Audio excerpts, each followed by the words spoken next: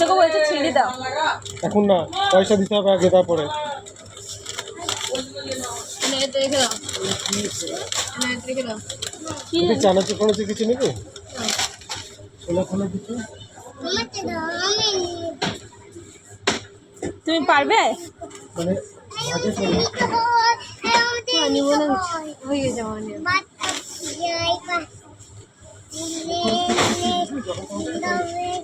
টুকটাক খাবারগুলো।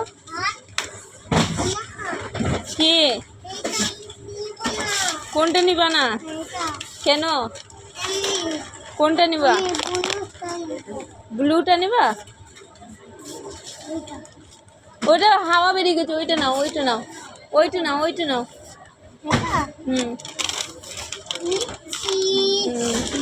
এটা রেখে দাও, এটা রেখে দাও।